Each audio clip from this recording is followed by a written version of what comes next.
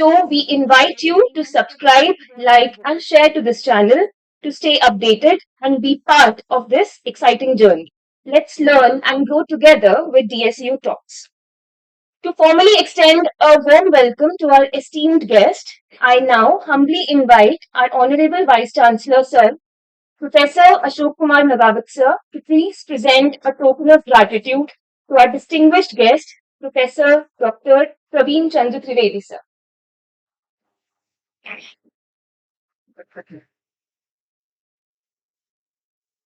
You unmute Honorable Vice.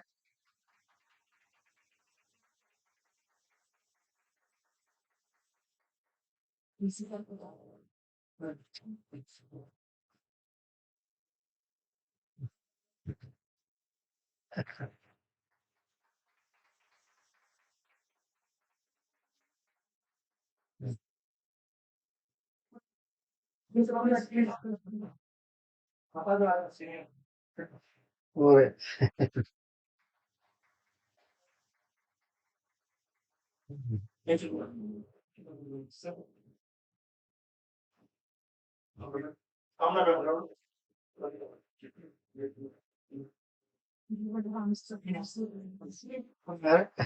So it's a small opinion of PSC.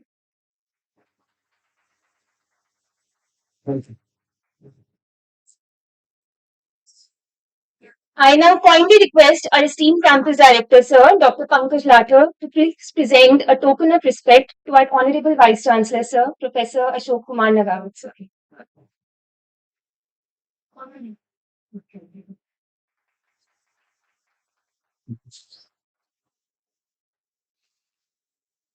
Thank you, sir. With these warm gestures, we express our gratitude for the guidance and leadership that continue to inspire us. Now, as we move ahead, it is my privilege to introduce our distinguished guest for today, Professor Dr. Praveen Chandra Trivedi, sir. Professor Trivedi's illustrious academic journey and contributions to the field of plant sciences, majorly plant pathology and nematology, have left an indelible mark on the scientific community. With over 47 years of teaching and research experiences, more than 350 research papers, 243 books, setting a world record in this field, and successful mentorship of more than 44 PhD scholars, his legacy in advancing plant sciences is unparalleled. His groundbreaking work in biological pest control has not only transformed agricultural practices, but has also contributed significantly to sustainable and eco friendly farming techniques. Beyond academia, Professor Trivedi has brought about meaningful changes in research, administration, and higher education policies. His leadership roles in various scientific societies, including the Indian Botanical Society and the Indian Science Congress Association, underscores his commitment to the advancement of this field. He is currently also serving as an elected president of the Mendelian Association of India and Society for Promotion of the Plant Science Research. Professor Trivedi has also been a recipient of several awards and honors, including the Scientist of the Year Award, the Birbal Sahni Foundation Honor, Rashtriya Gaurav Samman, Bharat Shiksha Ratna Award, Shiksha Vibhushan Award, the Lifetime Achievement Award, just to name a very few. Professor Trivedi is not only a brilliant academician and researcher, but also has a multifaceted personality. He is a passionate science promoter, an avid traveler, a photographer, philatelist, and numismatist, to name a few. Today, as he shares his insights on the motivational talk for faculty and students, we all present here have a rare opportunity to learn from a visionary who has seamlessly blended research excellence, academic leadership, and policy advocacy. His journey is a testament to perseverance, curiosity, and transformative power of education. On behalf of the Delhi Skill and Entrepreneurship University, I express my heartfelt gratitude to Professor Trivedi for joining us today and for his invaluable contributions to the scientific and academic communities. We look forward to an enlightening and inspiring session, sir. Once again, please welcome, sir. And to everyone present here, let us make the most of this opportunity. Please, sir. At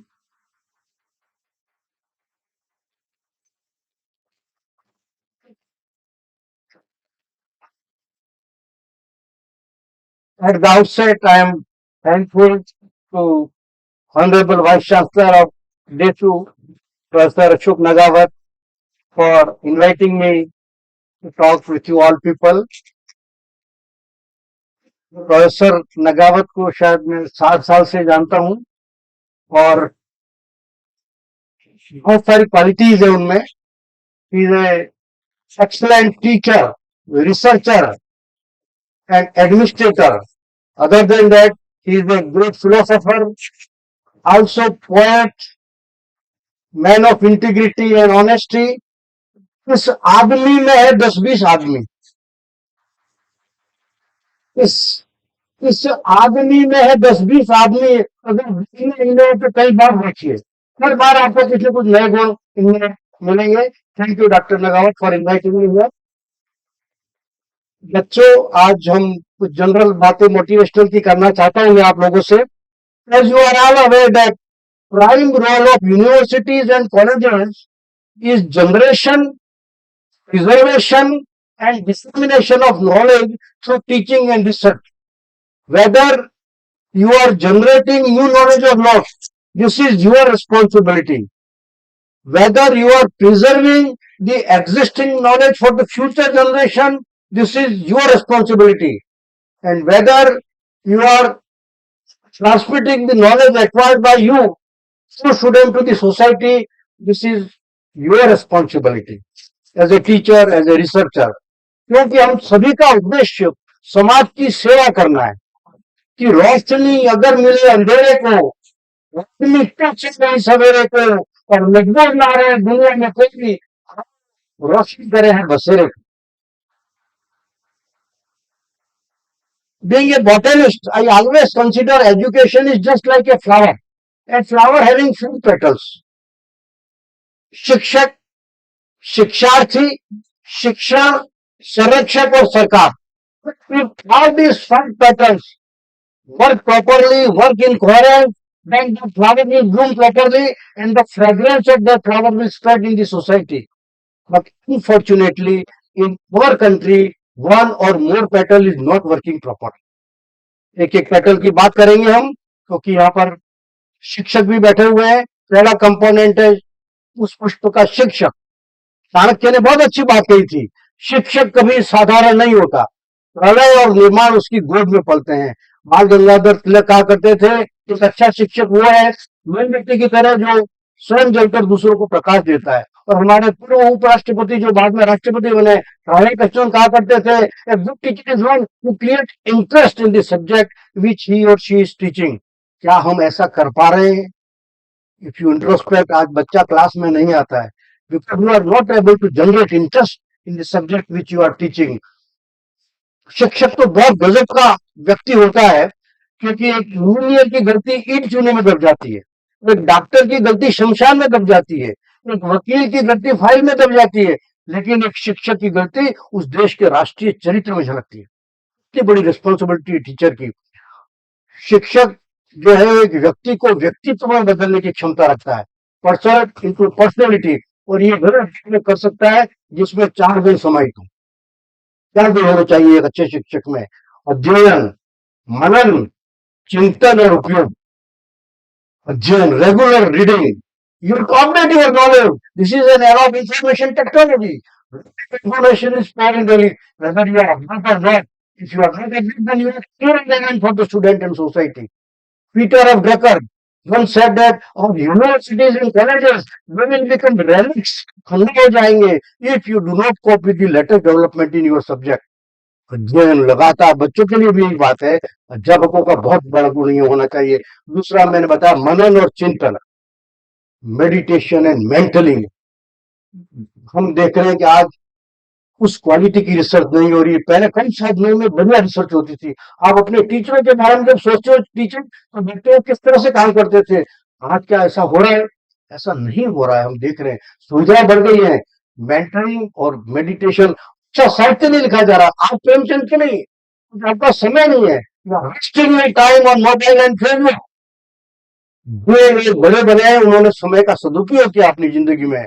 समय नदी की धार है, उसमें सब बह जाया करते हैं और कुछ लोग ऐसे जो इतिहास रचाया करते हैं। History because they utilise the time properly in their life. बच्चों, ये वक्त जो आपको आज ही मिला है देशों में पढ़ने का, फिर लाइफ में कभी नहीं आएगा।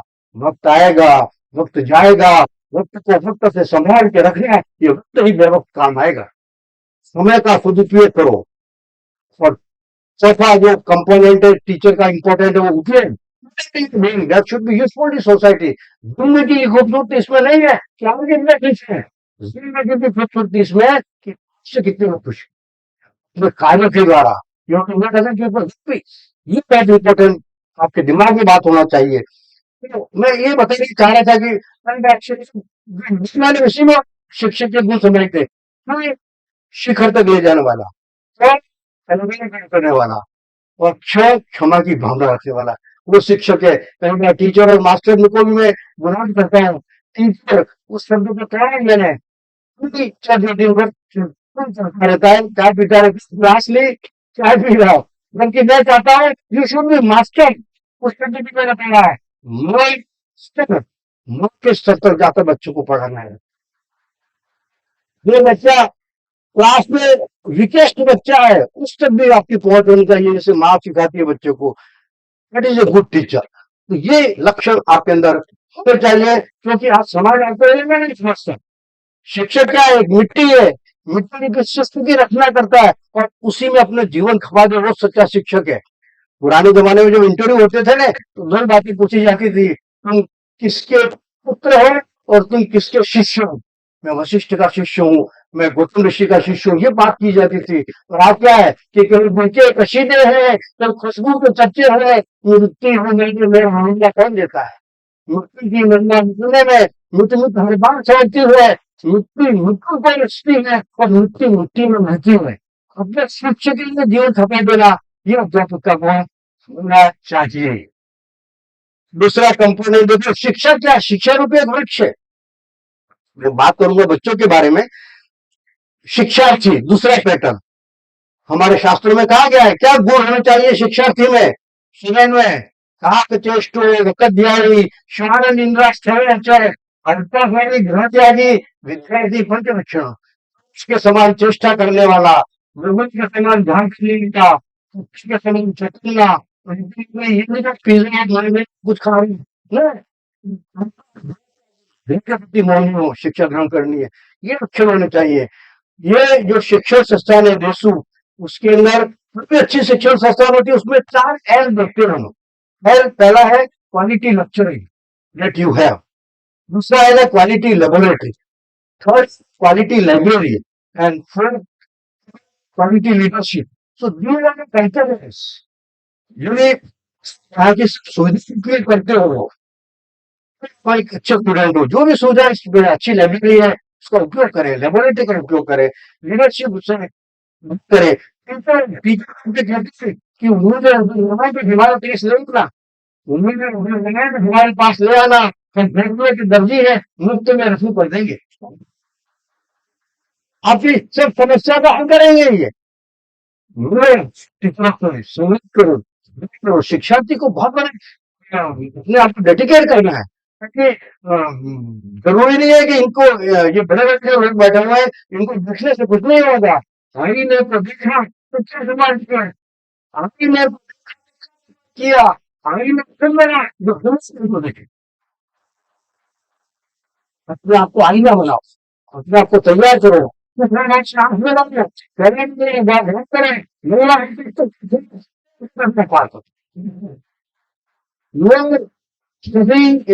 यूनिवर्सिटी जो न्यू एजुकेशन पॉलिसी में बात आ रही है स्किल डेवलपमेंट की, आपकी यूनिवर्सिटी का नाम यही है, स्किल एंड एंटरप्रेन्योरशिप।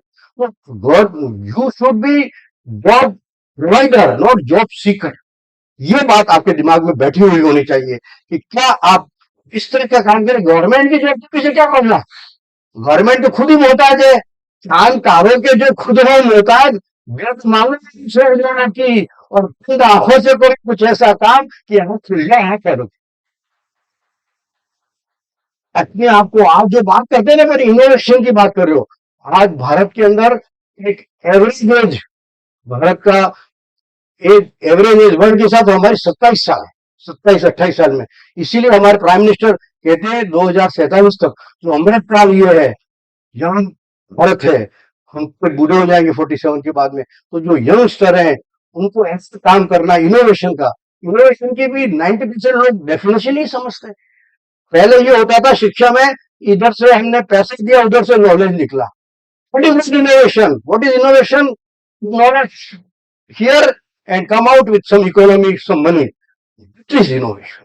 इनोवेशन करना है आपको, नई नई चीजों के अंदर अपने आप को तैयार करना है बच्चों। इसलिए मैं आपको कहता हूं कि अपने के अंदर सकारात्मक सोच रखो। सकारात्मक सोच को कहते हैं प्लेसिबो इफेक्ट, हीलिंग। नकारात्मक सोच होता है नोसिबो इफेक्ट, किलिंग इफेक्ट। कैसा सकारात्मक? हर चीज के अंदर सोचो मैं कर सकता हूं, मैं कर सकती हूँ। जैसे एडिसन, आपने देखो एडिसन ने कई सारे आविष्कार किए। ये बल्ब का आविष्कार भी एडिसन ने किया था, लेकिन वो कोई बल्ब नहीं बन गया था। एडिसन को एक बार पत्रकारों ने, वो एक 1000वां प्रयोग हुआ तब बल्ब बना। तब पत्रकारों ने एडिसन को पूछा, सर आपके 999 प्रयोग तो बेकार गए। क्या गजब का सकारात्मक उत्तर एडिसन ने दिया। एडिसन ने कहा मेरा 999 प्रयोग बेकार नहीं गए, मैंने संसार के लोगों को बताया कि इन 999 तरीकों से बल्ब नहीं बनाया जा सकता। ये है सकारात्मक। एक बार फ्रांस के ईफल टावर पर, पेरिस के अंदर ऊपर चढ़ने की प्रतियोगिता हो रही थी। हजारों लोग फ्रांस के नीचे जमा थे। कुछ लोग कुछ मंजिल पर जाते गिर जाते, कुछ और ऊपर जाते गिर जाते। एक व्यक्ति टॉप पर चढ़ गया। जैसा होता है वो जब नीचे उतरा, संवाददाताओं ने उसको घेर लिया कि सर आप ऊपर कैसे चले। उसने, उसको जब पूछा तो उसने अपने कानों से रुई बाहर निकाली। उसने कहा मैं नकारात्मक बातें सुनी ही नहीं। हाँ तभी कहेगा टीचर, आपके पेरेंट कह रहे तू तो कर नहीं सकता, तू तो नहीं कर सकती। सुनो ही मत नकारात्मक बातें, क्योंकि अपने आप को तैयार करना है। हाँ तो हमारी सबकी जिंदगी तो बल्ब के होल्डर की तरह है कि परिश्रम के भी जो 40 वोल्ट का बल्ब लगाओगे तो 40 वोल्ट जैसी रोशनी आएगी, 100 वोल्ट का लगाओगे, 100,000 वोल्ट का बल्ब लगाओगे तो परिश्रम रूपी बल्ब कितने लगाते हो उतनी ही रोशनी आपके जीवन में आएगी। ये आप पर निर्भर करता है कि किस तरह से, क्योंकि एक बार सुंदर दिखने से, लिपस्टिक लगाने से उसको नहीं बन जाता है। सुंदरता के लिए मार्केट एक बार एक गुब्बारा बेचने वाला समुद्र के किनारे गुब्बारा बेच रहा था। एक बच्चा आया, वो अलग अलग कलर के गुब्बारे बेच रहा था। अंकल पीले रंग के गुब्बारा क्या? उसने कहा हाँ बेटे। उन्होंने पीले रंग का गुब्बारा लिया, हीलियम गैस डाली और गुब्बारा उड़ने लगा। अरे, गुब्बारे वाले ने कहा कि बेटा ये रंग की वजह से नहीं उड़ा है, इसके अंदर जो मैंने परिश्रम रूपी हीलियम गैस भरी है उससे उड़ा है। आप तो परिश्रम जब तक नहीं करोगे तब तक आप ऊपर नहीं जा सकते हो। परिश्रम करना बहुत जरूरी है। Hard work and perseverance is the key of success. मेहनत करो, जो भी चीज अपने लक्ष्य बनाया है, डायरेक्शन होना चाहिए, 5D, डिटर्मिनेशन होना चाहिए, डेडिकेशन होना चाहिए उसके प्रति, डिसिप्लिन होना चाहिए और डेडलाइन होनी चाहिए कि इतने टाइम तक मैं ये कोर्स कर लूंगा। ये सब चीजें आपके अंदर आनी चाहिए। जो भी निश्चित करते हो लाइफ में, समर्पित भाव से करो। कई सारे सफलता के मंत्र हैं, एक मंत्र मैं भी आपको देता हूं। If you want to become successful, क्या होना चाहिए गुण आपके अंदर? पैर में चक्कर, मुंह में शक्कर, दिल में क्रांति और दिमाग में शांति। पैर में चक्कर, लगातार अपने लक्ष्य के प्रति चलायमान, लगातार उसके प्रति जो भी काम आपको करना है, लक्ष्य प्राप्त करना है। पैर में चक्कर, मुंह में शक्कर। पर्सनैलिटी के लिए बहुत इंपॉर्टेंट है क्या बोलते हो। ऐसी वाणी बोलिए मन का आपे फुले और इनको शीतल लगे आपो शीतल हुए। भगवान ने हमारी जीभ में हड्डी नहीं दी है, खुदा को भी नहीं मंजूर शक्ति बयान है, शायद इसीलिए हड्डी भगवान में। लेकिन लेकिन जो ये जीव इतनी हल्की है ना, उसको संभालना बहुत मुश्किल है। ये जीव ऐसा बोल करके लोगों की हड्डियां तो रोक सकती है। पर्सनैलिटी के लिए बहुत इंपॉर्टेंट है। तो पैर में चक्कर, मुंह में शक्कर, दिल में क्रांति जरूर होना चाहिए आपके अंदर। संरक्षण, दृढ़ निश्चय लक्ष्य प्राप्ति के लिए तब आगे बढ़। कैसे दृढ़ निश्चय? एक बार समुद्र ने नदी को कहा हजारों सालों से मेरे अंदर गिर रही है, कब तक करेगी? क्या गजब का उत्तर दिया नदी ने कंजक्शन का। उसने कहा मैं तेरे अंदर गिरती रहूंगी जब तक कि तेरा खारा पानी मेरे जैसे मिक्स नहीं हो जाए। कुछ ना हो। तो पैर में चक्कर, मुंह में चक्कर, दिल में क्रांति और दिमाग में शांति, ये तो बहुत इंपॉर्टेंट है। यदि आपका मन विचलित है, कुछ भी काम आप अच्छी तरह नहीं कर पाओगे। इसीलिए कहा जाता है योग करो, मेडिटेशन करो, एक्सरसाइज करो, अपने आप को अच्छा बनाओ। ये बहुत जरूरी है, क्योंकि दीपक भी यहाँ बैठे हुए हैं। एक और बात मुझे अचानक याद आ रही है, स्टीव जॉब को आप सभी ने नाम सुना है, एप्पल कंप्यूटर और डायरेक्टर बना हुए व्यक्ति जिसके पास कोई यूनिवर्सिटी की डिग्री नहीं, इनोवेशन के आधार पर वो कहां से कहां पहुंच गया। उस व्यक्ति को एक यूनिवर्सिटी ने कॉन्वोकेशन में मुख्य अतिथि के रूप में बुलाया। लंबा चौड़ा उसने अपना कॉन्वोकेशन एड्रेस दिया, लेकिन सफलता के लिए दो बातें कही जो हम सब पर लागू होती हैं। वो बात मैं कहना चाहता हूं। उसने कहा if you want to become successful in your life, hungry and stay fresh, भूखे रहो और बेवकूफ बने रहो, सफलता का यही राज है। What he said, stay hungry not for physical pleasure in life, बड़ी गाड़ी बड़ा बंगला, no, he said stay hungry for knowledge, ज्ञान की पिपासा होनी चाहिए। आज जितने भी डेवलप्ड कंट्रीज हैं वो क्यों डेवलप्ड हैं? क्योंकि विज्ञान के अंदर उन्होंने इस तरह की चीजें हासिल की हैं कि पूरे वर्ल्ड की इकोनॉमी को कंट्रोल कर रहे हैं। कितना बड़ा महत्व है ज्ञान का ये। Hungry for knowledge. और दूसरी बात तो और भी गजब की कही उसने, बेवकूफ बने रहो, स्टे फ्रेश। होता क्या है, एमएससी कर ली, पीएचडी कर ली, कुछ अच्छे पब्लिकेशन कर लिए, कई टीचर अपने आप को तो मेरे जैसा कोई ज्ञानी नहीं। और जिस दिन आपके अंदर ये भाव आ गया, आपका डाउनफॉल शुरू हो गया। स्टे फ्रेश, हर रोज नया सीखो, नई नई चीजें सीखने की कोशिश करो। कई टीचर कहते मेरे साथ 40 हो गया, अब मैं कंप्यूटर का क्या करूंगा? नहीं, अपने घर वालों को ही बताओ, लर्न समथिंग न्यू, करो, तो आप आगे बढ़ सकते हो। क्या है कि शिक्षा रूपी वृक्ष है, शिक्षा भी पेड़, मैं बॉटनी से उसी का उदाहरण देता हूँ। पेड़ जिसके अंदर तना और जड़ स्थायी होते हैं, हर पेड़ के अंदर फूल पत्तियां गिरती रहती है। क्या चीज गिरती रहती है? जैसे कि परीक्षा प्रणाली, पहले मौखिक परीक्षा होती थी, फिर लिखित होने लगी, आज ऑनलाइन, आगे पता नहीं और कुछ हो जाए। दूसरे क्या, आपके पुराने सिलेबस अलग थे, आज अभी का नए नए सिलेबस बदल रहे हैं, ये फुल व्यक्तियां है। लेकिन परमानेंट चीज क्या है? तनाव जड़ क्या है परमानेंट चीज? सत्य, अहिंसा, प्यार, धैर्य, सहनशीलता, चारित्रिक विकास, ये परमानेंट चीजें हैं।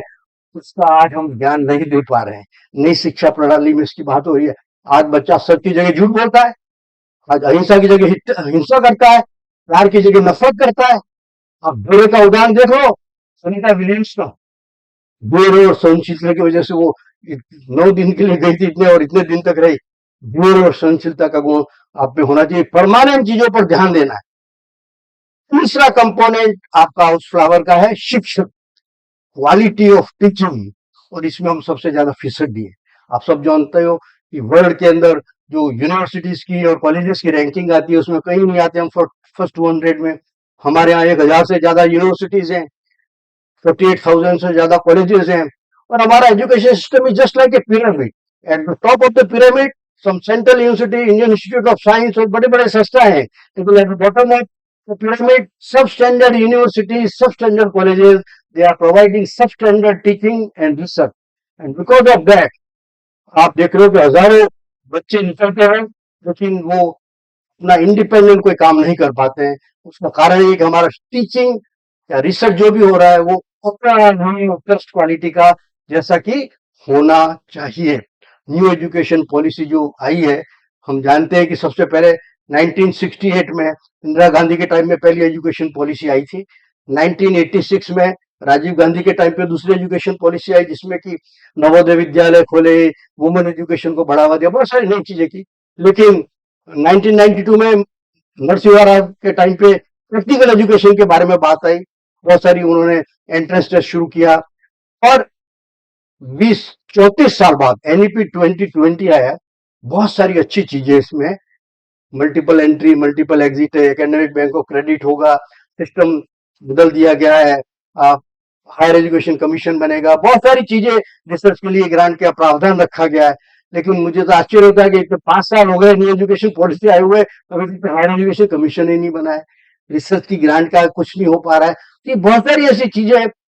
कोई भी एजुकेशन पॉलिसी खराब नहीं थी, प्रॉब्लम हमारे यहाँ क्या है, the implementation part. Otherwise Kothari, DS Kothari के टाइम पे सेम पित्रोदा ने कई सारे सजेशन दिए, राधा कृष्णन कमेटी बनी, और ये कस्तूरी रंजन की कमिटियों ने बहुत अच्छे सुझाव दिए। उसका इम्प्लीमेंटेशन पार्ट बहुत इंपॉर्टेंट। 5वां कंपोनेंट है संरक्षक, vice chancellor, deans, directors, they are the संरक्षक of the institution. They should provide all the necessary facilities required by teacher and student for their higher education and research. And fifth component is government. जैसा अभी मैंने आपको बताया, हजारों विश्वविद्यालय colleges में post खाली पड़ी। समस्या कितनी विकट है, पढ़ाने के लिए अध्यापक नहीं है, सुविधाएं नहीं है। आप तो बड़ी जगह बैठे हुए हो। मैं जैन व्यास यूनिवर्सिटी का वाइस चांसलर था, बाड़मेर इलाके के अंदर कोरोना का टाइम, और कोई के साथ ऑनलाइन एजुकेशन, अरे वहां तो लाइट ही नहीं आती है। Basic facilities are not available in many area. Government should address all this type of problem. Post भरे, राइट आदमी को राइट प्लेस में लगाना। कई बार क्या होता है कि कई विश्वविद्यालयों के अंदर गलत करके वाइस चांसलर लगा दिए जाते हैं, क्योंकि संस्था का सीईओ खराब है। बैग अच्छा आदमी ने अगर तो संस्था ही डूबेगी। कि वक्त का जो फैसला भी देखा, हम हंसते हंसते भी रह दिए, जिनको नहीं थी खुशबुओं की पहचान, उनके अंदर फूलों की पार्टियां। अजब वस्तु है जमाने का, जमाने वालों, मजबूत रहते मजबूत किया जाता है, तो जिनको आता नहीं देखें का हैती की आहट, उनके हाथों में तेल सा दिया मतलब। राइट प्लेस में राइट आदमी जब देश नहीं लगाओगे तो सस्ता भुगेंगी। ये बहुत इंपॉर्टेंट है, ये गवर्नमेंट का काम, उनको देखना है। तो गवर्नमेंट की रिस्पॉन्सिबिलिटी बहुत है, ग्रांट देना, ये सब चीजें। कहने का मतलब ये है कि हम जब किसी की व्यक्ति को आगे बढ़ाना चाहते हैं, कुछ भी करना चाहते हैं संस्थाओं में,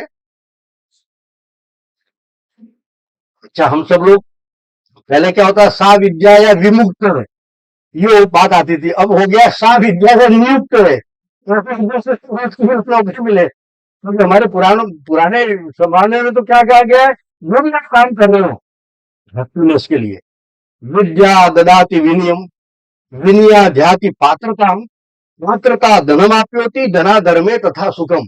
ultimate aim of our life to get happiness.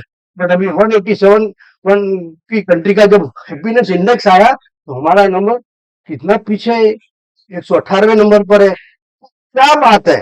एक बार अभी भी हार्वर्ड यूनिवर्सिटी में रिसर्च हो रहा है, खुश कौन, 70 साल से रिसर्च हो रहा है। वो यूनिवर्सिटी जहां से नोबेल लॉरिएट निकले, ओलंपियन निकले, हर फील्ड के बड़े बड़े लोग, नेता निकले, निकले, उस हार्वर्ड यूनिवर्सिटी के अंदर जब रिसर्च करके पता लगाने गए लोगों का कि खुश कौन है, तो जरूरी नहीं था कि जो अरबपति है वो खुश है, या नोबेल लॉरिएट खुश है, या ओलंपियन। लेकिन एक बात जो सब खुश व्यक्तियों में कॉमन थी, वो ये थी, जिन लोगों ने संबंध बनाए और जिन लोगों ने संबंध निभाए। ये बहुत बड़ी बात है। आज हम न्यूक्लियर फैमिली है, हम संबंध नहीं बनाना चाहते, हम साथ रह करके काम नहीं करना चाहते, ये बहुत गलत बात है। इसलिए एक एवरग्राउंड पर्सनैलिटी का मैं कभी असेसमेंट करता हूं ना, चार क्यों देखता हूं, P Q, I Q, E Q और S Q. P Q physical question, health is very important. कहा है पहला सुख निरोगी काया, दूसरा सुख धर्म माया, तीसरा सुख सुलक्षणा नारी, चौथा सुख सुख आज्ञाकारी, पांचवा सुख सदस्यों में रहकर, छठा सुख मृत्यु पाशा, और सातवां सुख संतोषी जीवन। पहला सुख निरोगी काया। अब आप हेल्थ के चौथे कंपोनेंट है, पहला एक खाना, क्या खाते हो आप, बहुत इंपॉर्टेंट है। क्या है कि आपकी पेट्रोल की गाड़ी, उसमें आप डीजल नहीं डालते, लेकिन आप शराब पी रहे हो इस गाड़ी में, इसमें पान पराग खा रहे हो, whatever you want to, आप कह रहे हो, खाते हो, बहुत इंपॉर्टेंट है। कितना खाते हो तो ध्यान रखना है, और कब खाते हो समय निश्चित होना चाहिए। हेल्थ के लिए एक इंपॉर्टेंट खाना, क्योंकि स्ट्रेस जो हो रहा है ना अधिकतर युवाओं में जो नजर आ रहा है, that is due to hurry worry and curry. Hurry, fast motorcycle, जल्दी से जल्दी अरबपति बन जाओ, हर चीज को हरी करना चाहता है आदमी। That is one reason for stress, worry. हम चिंता करते हैं नौकरी मिलेगी कि नहीं, शादी कब होगी, अलग अलग तरह के 90% चिंता ऐसी करते हैं जो घटेगी अपने जीवन में। लेकिन worry and Third is the curry, the junk type of food which you are eating nowadays, momo, pizza, they are fat-rich food responsible for stress. क्या खाते हो, कब खाते हो, ये बहुत इंपॉर्टेंट है। दूसरा कंपोनेंट पीक्यू का है, वो है नींद। 7 से 8 घंटा नींद लेना जरूरी है। यदि आप रात भर पिक्चरें देखते हो मोबाइल पे, तो फिर आपका पीक्यू सही नहीं है। तीसरा एक्सरसाइज। विवेकानंद क्या करते थे, 1 घंटा देश को और 1 घंटा देह को दो, अपने आप को फिजिकली फिट रखो। और चौथा कंपोनेंट पीक्यू लिए और भी इंपॉर्टेंट है, how you spend your leisure time. पहले पुराने गांव में क्या होता था, एक चौपाल पे बैठ जाते थे, थोड़ी भी बात कर रहे घंटों डिस्कशन करते थे। आप भी अपना समय अपने दोस्तों के साथ बिताओ, पिक्चर देखने जाओ, एंजॉय, क्लास भी कभी बंक करो, एंजॉय लर्निंग टाइम। सब चीज का फिक्स, लाइफ का ये पार्ट है इंपॉर्टेंट फिजिकल क्वेश्चन का। दूसरा है आईक्यू। आईक्यू का मतलब ये नहीं कि जो 99% बच्चा मार्क्स आए उसका आईक्यू ज्यादा है, नो। मैं इंटरव्यू लेता हूं तो उसको कंसिडर ही नहीं करता। मार्क्स आपका आज कल से कैसे बेहतर है, आज आपने क्या नया इनोवेशन किया, नया सिखाई। कि इलेक्ट्रिक इंजीनियर है, उसको फ्यूज बदल तो नहीं आता तो बेहतर है। आप देखते हो ना, हम जब इनोवेशन की बात करते हैं आजकल, तो आजकल क्या होगा, 3 चीजें हैं जो इनोवेशन के अंदर क्या आनी चाहिए। जो एक तो था कि हम शुरू से जो कोई भी आदमी कोई गाड़ी बना रहा है, चेंज कर रहा है, जिसको कि अलग अलग तरीके से बना रहा है, लेकिन सेल्फ इन्वॉल्व नहीं होती है, जिसको कि हम दूसरी नाम लेते हैं। एक होता है धंधा, जिसमें कि आप कोई करो, आपकी इकोनॉमी की वृद्धि हो। और तीसरा होता है पंगा, जिसे आप करना चाहिए आपको, no things, no innovative things, वो आईक्यू है। और तीसरी चीज है ईक्यू, इमोशनल क्वेश्चन। जज्बाती तौर पर आप क्या हो, क्या आपको गुस्सा तो नहीं आता है। जिसको जितना ज्यादा गुस्सा आता है उसका ईक्यू बहुत कम है। तो आपको ध्यान रखना है ये ईक्यू। आज मैं देखता हूँ बच्चे निराश हो जाते हैं, आत्महत्याएं कर लेते हैं, अलग अलग जगह, तो उनका ईक्यू कम है। आप जरूरी नहीं है कोई जॉब, ये सब चीजें खुशी के लिए, आप जो बनना चाहते हो बनो, अलग तरह की चीज। और SQ, SQ spiritual question. Spiritual question का मतलब ये नहीं है, धर्म से नहीं जोड़ा है स्पिरिचुअल क्वेश्चन को। स्पिरिचुअल क्वेश्चन का मतलब है आपका जीवन का उद्देश्य क्या है। एक उदाहरण के द्वारा बताता हूं। एक बार 2 डॉक्टर थे, बहुत प्रतिस्पर्धी, दोनों लाखों रुपए करोड़ों रुपए कमा रहे थे। इन डॉक्टरों को पूछा, सर कितने पैसे का। मैं बड़ी बड़ी चीजें खरीदता हूँ, मकान, बंगलो, गाड़ियां, विदेश जाता हूँ, एंजॉय करता हूँ लाइफ को। दूसरे तो मेरी बेसिक रिक्वायरमेंट फुलफिल करने के बाद में जो पैसा बचता है, उसको भारत के अंदर जो माल न्यूट्रिशन की समस्या है उसको हल करने में लगाते हैं। तो किसका एसक्यू ज्यादा हुआ, उस डॉक्टर का। उद्देश्यपूर्ण जिंदगी आपको जीनी है, ये बहुत पहचान बनानी है काम करके, जैसा रतन ने बनाई है। काम करो ऐसा कि पहचान बन जाए, और कदम चलो ऐसा कि निशान बन जाए। एक जहां में जिंदगी तो सभी जी लेते हैं, जिंदगी ऐसे जियो कि मिसाल बन जाए।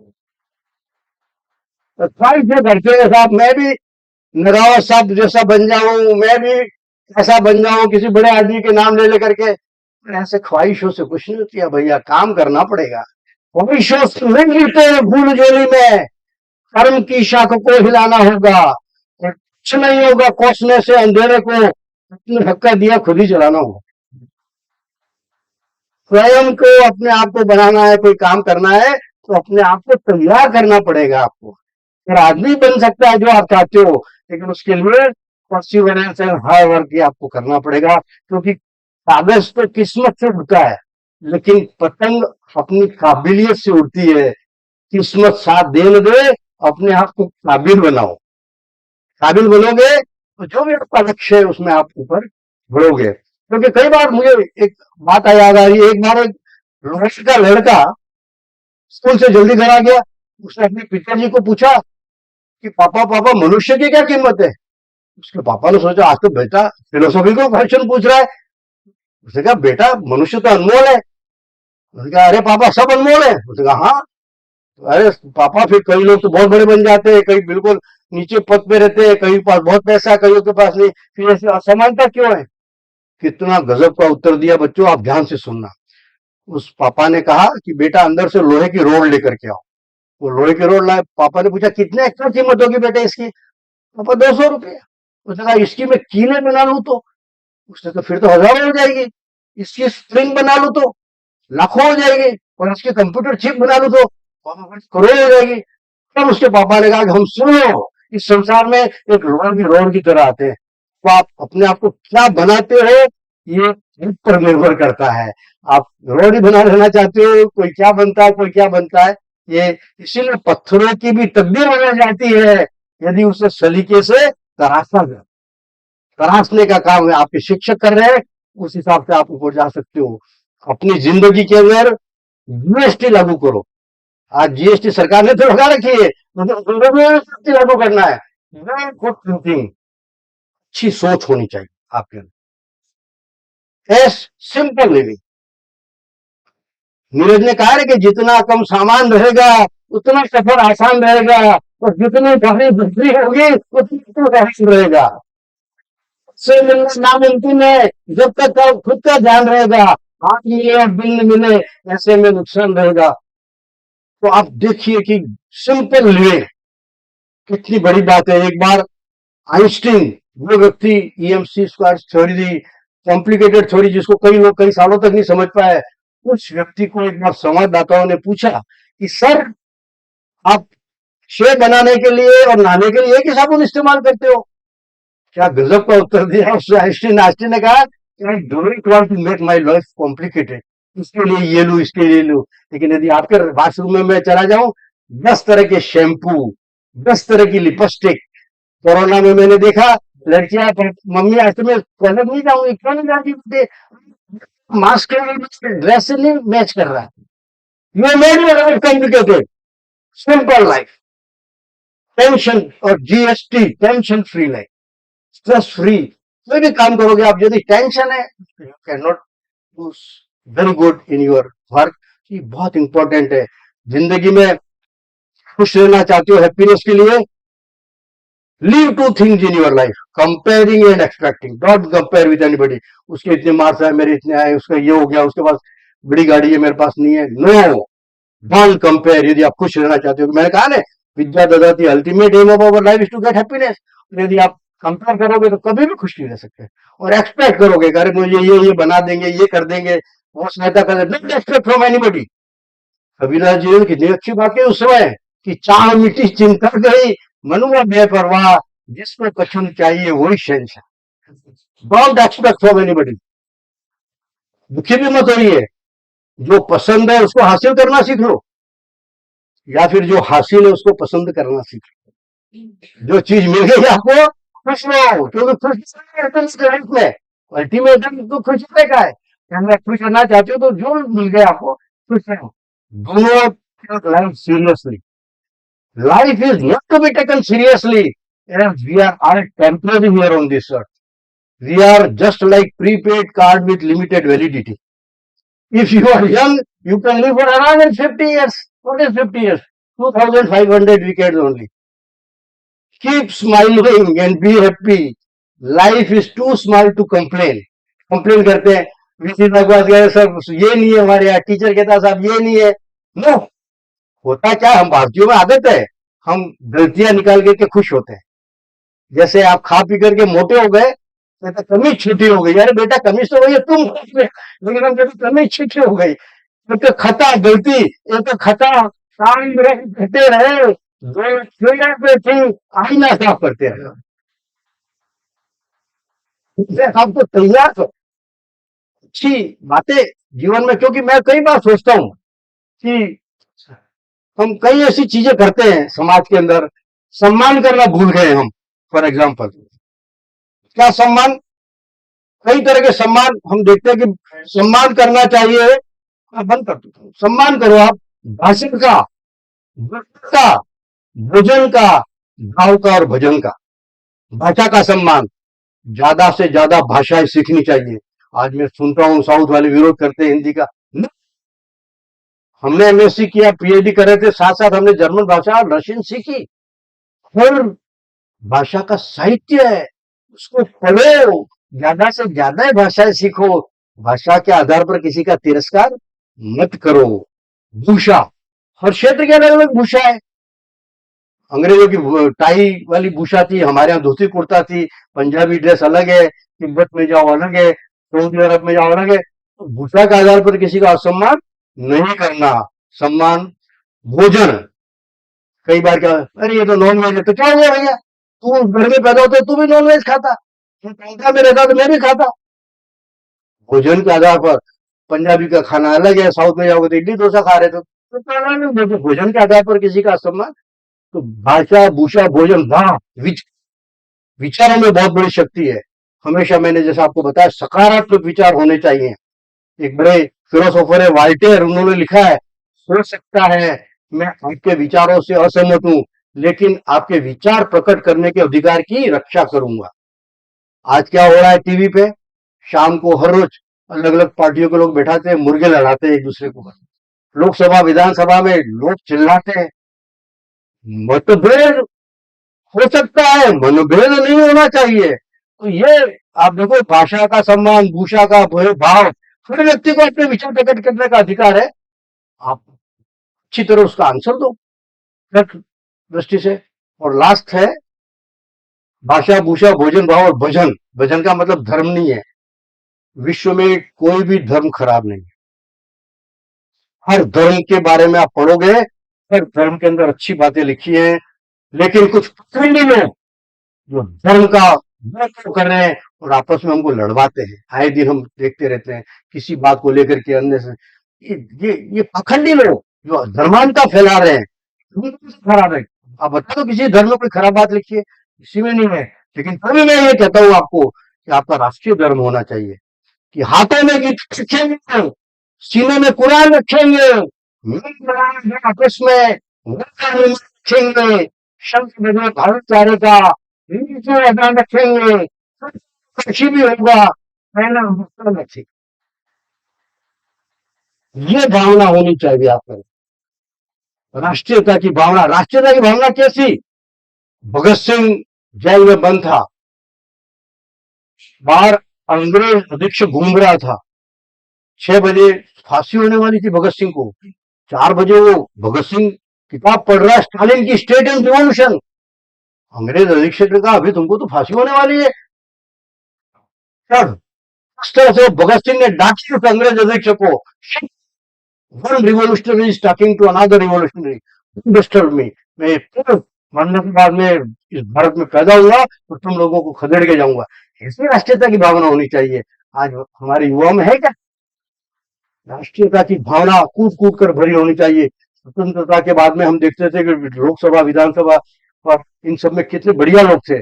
आज 160 लोगों के विरोध में केसेस चल रहे हैं हत्याओं के, और वो हमारे रक्षक बने हुए हैं। तो क्या स्थितियां हो रही है? स्वतंत्रता के बाद में जो लोग थे उनके साथ कंपनी करो आप, विषय ये अपने सोचने वाली बात है। एक कहानी और सुनते हैं, खरगोश और कछुओं की कहानी सब लोगों ने सुन रखी है, slow and steady win the race. लेकिन आप जानते हो, कईयों ने सुन रखी है, कईयों ने नहीं है। अब 4 कहानियां हो गई। दूसरी बार खरगोश को चैलेंज करता है कछुआ, कहता है नहीं, खरगोश चैलेंज करता है कछुए को कि रेस होगी, लेकिन इस बार वो ठान लेता है कि अब कल बीच में सोऊंगा नहीं, और रेस शुरू होती है और खरगोश तेज करके लक्ष्य तक पहुंच जाता है और वो जीत जाता है। क्या शिक्षा मिलती है इस कहानी से? Fast and consistence is always beat slow and steady. Fast and consistence is always beat slow and steady. लेकिन तीसरी कहानी देखो आप, कछुए ने चैलेंज किया खरगोश को। ये आप बच्चों के लिए खासकर अच्छी बात है, इसकी जो शिक्षा मिलेगी। तो कछुए ने चैलेंज किया, उसने कहा कोई दिक्कत नहीं है मित्र, खरगोश ने कहा। लेकिन कछुए का रास्ते में डिसाइड करूंगा। कहा मित्र कोई दिक्कत नहीं। कछुए ने रास्ता डिसाइड किया, ऊपर खाबर जमीन, एक नाला और फिर सामने एक पेड़। रेस शुरू हुई। खरगोश जैसा उसने डिसाइड कर रखा था, तेज भाग करके आया, नाले के पास तक आ गया, लेकिन उसको तैरते नहीं आता था। कछुआ धीरे धीरे आया, पानी में तैरा और उस लक्ष्य तक पहुंच गया और वो जीत गया। क्या शिक्षा मिलती है इससे? Know your core competency and act accordingly in your life. आपके अंदर फिजिक्स की क्षमता है, आपके अंदर कोई और चीज की क्षमता है, अपनी क्लियर कॉम्पिटेंसी के हिसाब से अपने विषय को चयन करो, जैसा न्यू एजुकेशन पॉलिसी में भी कहा गया है। तो उसको तैरना आता था, उसको अपनी कॉम्पिटेंसी पता थी और पता था कि उसको नहीं आता है तो वो जीत गया। लेकिन चौथी कहानी हमारे सीधे बन रहे, देखो चौथी कहानी में इस बार खरगोश ने कहा कि रेस होगी, ठीक है, लेकिन कछुए का देखो भाई रास्ता हो जाएगा, उतना थोड़ी करनी है मित्र। जब रेस शुरू हो रही थी, खरगोश ने कछुए को कहा कि तुम मेरी पीठ पर बैठ जाओ और अपन नाले के किनारे तक चले जाएंगे, और वहां नाले के अंदर तू मुझे अपनी पीठ में बैठा लेना और हम अपने लक्ष्य तक जल्दी पहुंच जाएंगे। Individual performance is always less than group performance. आप सब लोगों को बड़े बड़े ऑफिसर में काम करना है, सहयोग के साथ काम करोगे तो आप अपने लक्ष्य की प्राप्ति जल्दी करोगे। मैं सोचू कि मैं अकेला कर लो, no, it is not possible in present situation. आप जानते हो कि 19th सेंचुरी के अंदर वर्ल्ड के अंदर इंडस्ट्रियल रिवोल्यूशन हुआ, where we have manipulated plastic and metal for our benefit. 20th century आई, इसमें कंप्यूटर और आईटी का रिवोल्यूशन हुआ और हमने उसका यूज आज सब लोग हम कर रहे हैं। लेकिन ये जो 21वीं शताब्दी है, ये शताब्दी है बायोटेक्नोलॉजी की, नैनो टेक्नोलॉजी की, आर्टिफिशियल इंटेलिजेंस की, मशीन लर्निंग की।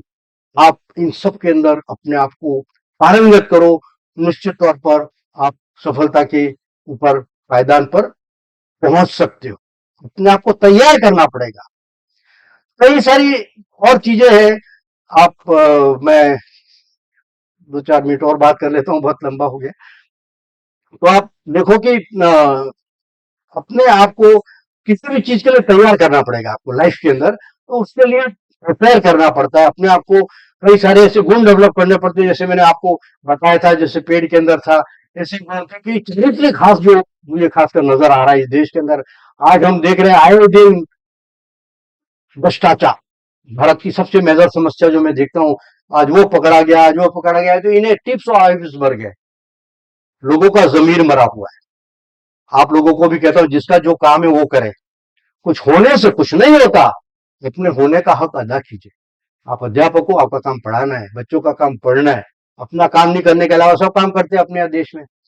जमीन में होगा, मैं आपको कहना चाहता हूं, जमीन जिंदा रख, सबकी जिंदा रख, सुल्तान भी बन जाए तो मन का फकीर जिंदा रख, लालच दिखा न पाए तुझे, आंखों में वो नीर जिंदा रख, और हौसलों की तरकश में कोशिशों के तीर जिंदा रख। कोशिश कर, कोशिश कर, हर निकलेगा, आज नहीं तो कल निकलेगा, और जल के तीर से तू स्थल में भी जल निकले। कोशिश करनी पड़ेगी। जो भी आपकी समस्या है उसके हल के लिए आपको लगातार प्रयास जब तक नहीं करोगे तब तक आप अपने लक्ष्य की प्राप्ति नहीं कर सकते। क्योंकि हमें एक जैसे पेंसिल की कहानी आप सब लोग जानते हो, हजारों सालों से पेंसिल चल रही है, आज भी चल रही है। पेंसिल के अंदर भी 4 गुण है जो आप में होने चाहिए। पहला गुण पेंसिल का है, समर्पित कर दो अपने अध्यापक को, अपने आप को, अपने लक्ष्य के प्रति अपने आप को समर्पित कर दो। पेंसिल खुद नहीं लिखती, लिखने वाले को समर्पित लिखती है, लिखना है, अपने आप को समर्पित कर दो, कष्ट मिलेंगे। पेंसिल का खिला जाता है तो उसको कष्ट होता है, लेकिन उसके बाद में वो उत्कृष्ट प्रदर्शन करती है। आपको भी जो आप यहाँ पढ़ रहे हैं, जल्दी उठ करके पढ़ना भी पड़ेगा, लाइब्रेरी में बैठना पड़ेगा, प्रैक्टिकल करने, कष्ट मिलेंगे, लेकिन उसके बाद आप अपने जीवन के लक्ष्य की प्राप्ति उत्कृष्टता से करोगे।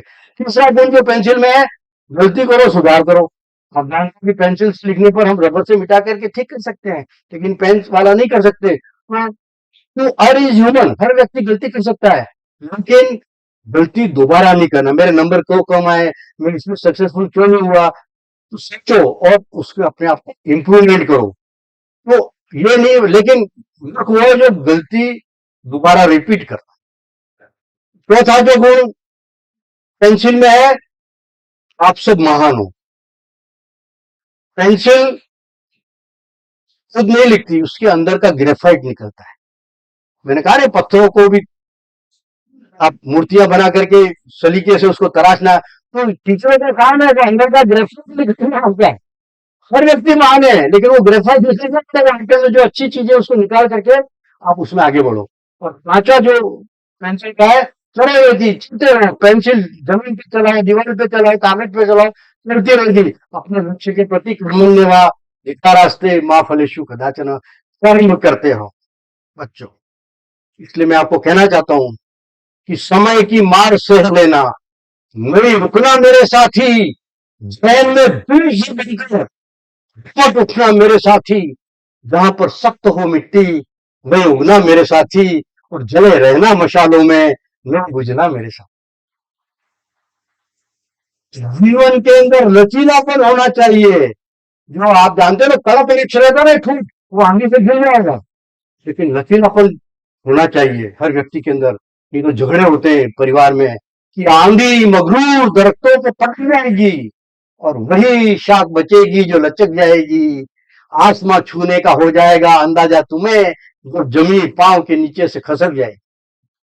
अपने खेत को तैयार करना है हर तरह से। इसलिए बच्चों, जो समय की मांग है, आज जो नए नए विषय आ रहे हैं, अपने आप को उसमें पारंगत करो, आगे बढ़ो। इसलिए कहना चाहता हूँ आपको कि समय की मार सह लेना। साथी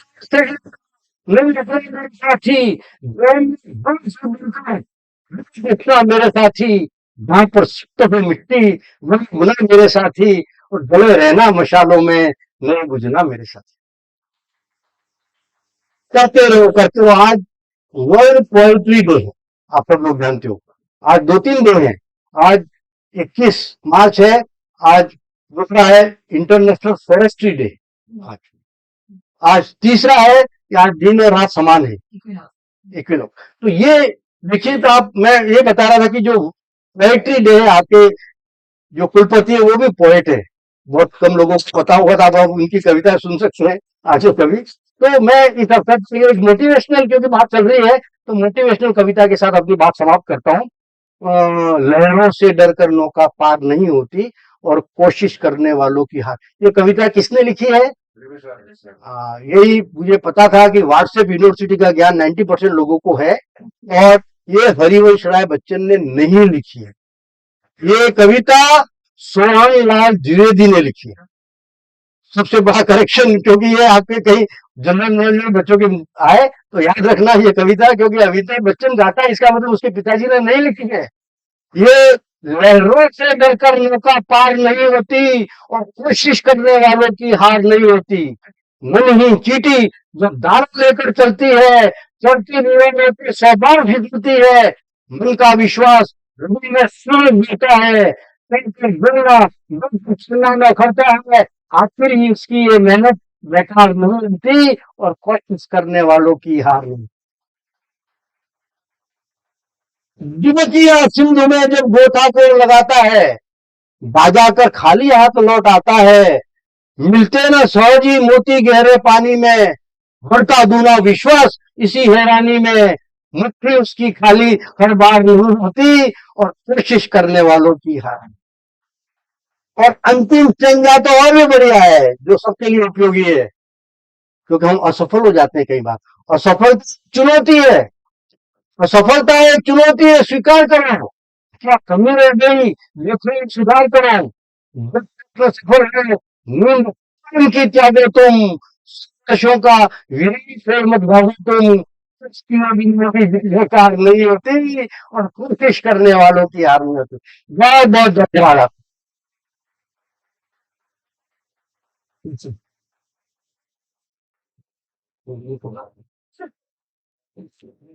सर आप आज पोएट्री के दिन में बहुत अच्छी पोएट्री सुनने को मिली।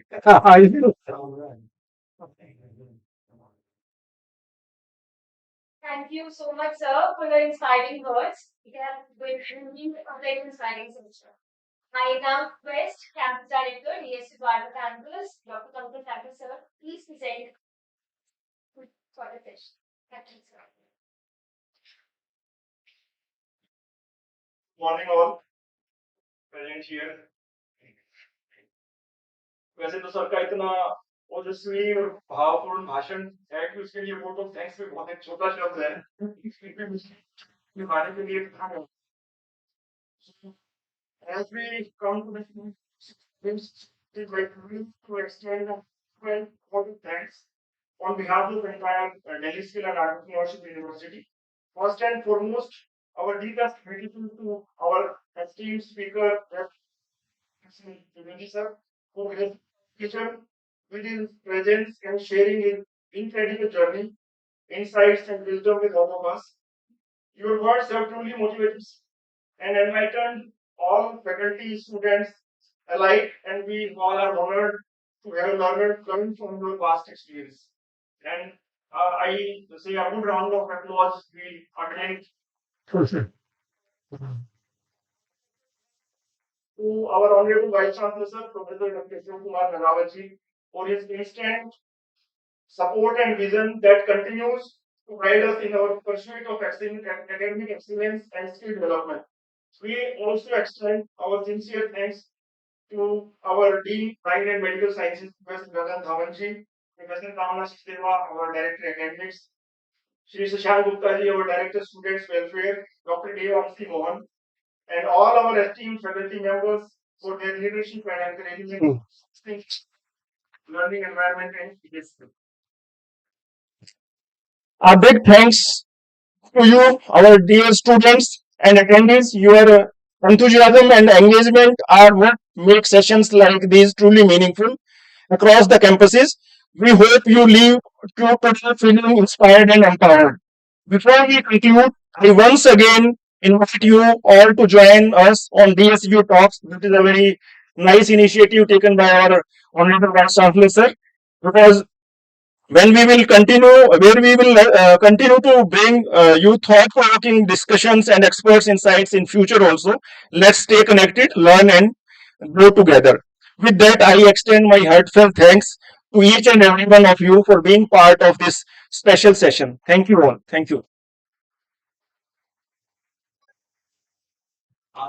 One more thing I wish to share with you. Sir ने अभी 3 occasion बताए, world poetry day, world forestry day और तीसरा इक्विनॉक्स। चौथा एक और भी है सर, आज हमारे महान भारत भूमि के खगोल शास्त्री आर्यभट्ट जी का भी जन्म दिवस है, क्योंकि पूरी दुनिया जो रविवार सोमवार और जितने ये सारी चीजें, और सर हमारे फिजिक्स के हैं और खगोल शास्त्र भौतिकी विज्ञान का एक बड़ा वो है, तो आर्यभट्ट जी का जन्म दिवस आज मुझे अमृत वेला में मालूम पड़ा, तो उनको भी हम डीएसयू परिवार की तरफ से हमारी विनम्र श्रद्धांजलि अर्पित करते हैं। धन्यवाद।